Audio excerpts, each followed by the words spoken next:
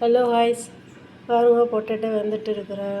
Potato வந்த பிறகு நான் எடுத்து காமிக்கிறேன். இது எப்படி பண்ணணுன்னா, நல்லா சின்ன பேபி பொட்டேட்டோ நல்லா வேக வைக்கணும். வேக வச்சு தோல் உரித்து அப்புறம் வந்து கொஞ்சம் தயிர், கொஞ்சம் மஞ்சள் பொடி, கொஞ்சம் இஞ்சி பூண்டு பேஸ்ட்டு,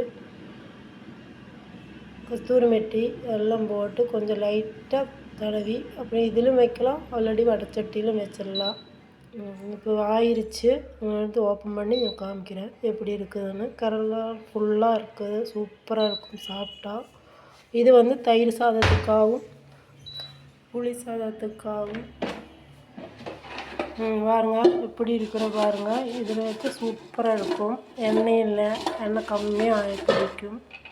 சூப்பராக இருக்கும். நம்ம வடைச்சட்டியிலே வச்சிடலாம். தேவையான தோசை கல்லில் மூடி போட்டு எடுத்துடலாம், திருப்பி எடுத்துடலாம். சூப்பராக இருக்கும், நல்லா டேஸ்ட்டாக இருக்கும். ரச சாப்பாட்டுக்கும் கூட யூஸ் பண்ணிக்கலாம், சூப்பராக இருக்கும். சப்பாத்திக்கும் கூட நம்ம டைலிஸ்க்கு போட்டு சாப்பிட்டுக்கலாம். நல்லா தயிர் சாதம், பருப்பு சாப்பாடு, தக்காளி சாப்பாடு நல்லா நல்லா சூப்பராக இருக்கும். நமக்கு நான் சொல்ல எங்கள் வாயில் ஜொல்லாக வந்துட்டு இருக்கிறேன். எப்படி இருக்கும் பாருங்க.